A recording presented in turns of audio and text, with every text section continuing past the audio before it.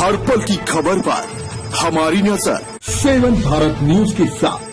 दिलीप की हाल में शादी हुई, खुशियों का माहौल था घर में, अब मातम की स्थिति है। जिस बहू से उसने प्रेम प्रसंग थे उसने ही उसकी हत्या करवा दी जी। इस तरीके से पूरी घटना हुई है। घटना ये ऐसे है, भाई की 5 तारीख को शादी हुई थी। फिर तो रीतो रिवाज से शादी की थी हम लोगों ने श्री राधा कृष्णा रिसोर्ट में। उसके रीतो रिवाज से वो विदाई हुई उसकी 10 तारीख को, वो यहाँ से चली गई। उसके बाद हमारा ऑफिस है दिबियापुर में, वो हमारे 12 तारीख को हमारे घर पे वहाँ पे आई थी 2 घंटे के लिए रीत रिवाज से। तो उसके बाद में उसने 19 तारीख को भाई के से बात करती रही, सारी लोकेशन देती रही। 19 तारीख को उसने भाई के साथ ये घटना करवाई। आप लोगों को पहले से कुछ अंदेशा नहीं लगा? हमारे को घनिष्ठ संबंध थे, आपकी भाभी भी उसी जी, हमको ऐसा कोई संभव लगा नहीं कि हमारे भाई के साथ ये ऐसा करवा सकती है। हमारे भाई का उससे शादी से 3-4 साल पहले से रिलेशनशिप था उससे। वो हमारे भाई से ऐसा बोलती थी कि आप मेरे शादी नहीं करोगे तो मैं मर जाऊंगी, और भाई मेरा बोलता था तुम मेरे साथ नहीं करोगी तो मैं मर जाऊंगा। ये दोनों लोगों में बातें होती थी। भाई ने मेरे से बोला कि मेरे घर वालों ने बोला मैं शादी नहीं करूंगा उस लड़की के साथ में। तो उसने भाई को बोली कि मैं तुम्हारे साथ ही शादी करूंगी, नहीं तो मैं मर जाऊंगी। और मेरे घर वालों ने सब लोगों ने मना भी किया। तब भाई ने मेरे से ये बोला कि आप लोग नहीं भी जाओगे ना बारात फरात में तो मैं खुद स्वयं अकेले जाके शादी कर लूंगा। इसमें हम लोग बेसहारा होके भाई का साथ देना शादी की रीतों रिवाज से। तो क्या किस तरीके की कार्रवाई चाहते हैं? जो हम तो ये चाहते हैं इसे जितने भी अभी आरोपी वांछित हैं उनको पकड़ा जाए। उसके बाद में इसको लेके साथ में या तो उनका एनकाउंटर सारे आरोपियों को कर दिया जाए। उसके बाद इन्हें एनकाउंटर नहीं होता है तो इन्हें फांसी की सजा तक पहुंचाया जाए। आपके भाई से शादी करने का मुख्य उद्देश्य का क्या था? इसका मुख्य उद्देश्य ये था, सिर्फ हमारे भाई की दौलत के ऊपर इसने शादी की थी।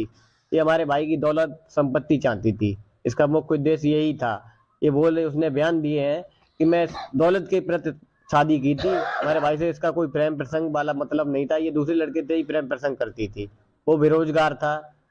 इसने हमारा पैसा ही दे के हमारे भाई की हत्या करवा दी। वो इसी के गांव का था जी। वो जब इसने कबूल किया है, बोल दी हमारे 3 साल से उसके साथ भी प्रेम प्रसंग चल रहा था। मूल निवासी किस गांव के थे ये दिलीप कुमार जी? मूल निवास इसका नंगला दीपा, पोस्ट टहरबा, थाना भोगांव, जिला मैनपुरी। कारोबार हमारा है नियर सेवद मंदिर औरैया रोड दिबियापुर। कब गए थे यहाँ से? कब से? हम यहाँ से 2012 में शिफ्ट हुए थे।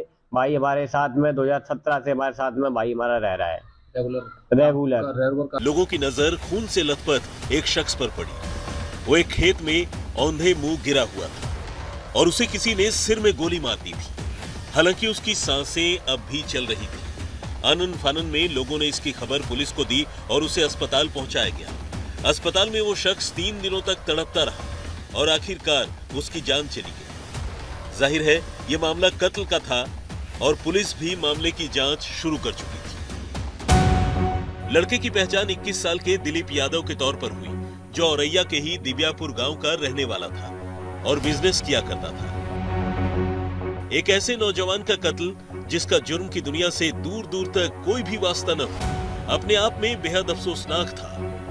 दूसरा, जिस लड़के का कत्ल हुआ उसकी शादी को महज 14 दिन गुजरे थे। ये बात लोगों को बहुत ज्यादा कचोट लगी।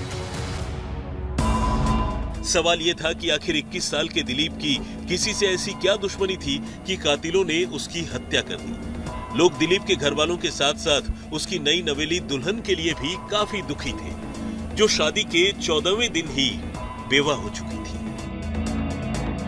उधर मामले की जांच कर रही पुलिस ने मौका वारदात की तरफ आने जाने वाले रास्तों के सीसीटीवी फुटेज की जांच शुरू की।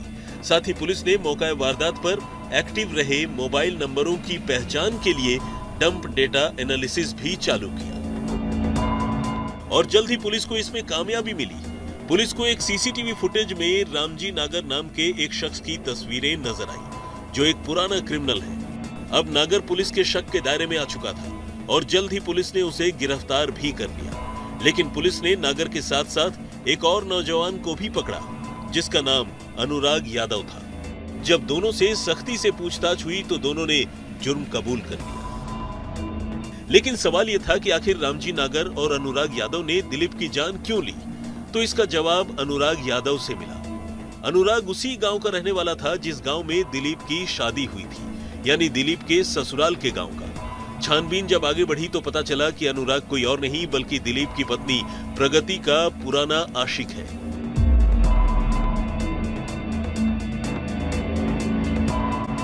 अब मामला तकरीबन साफ हो चुका था।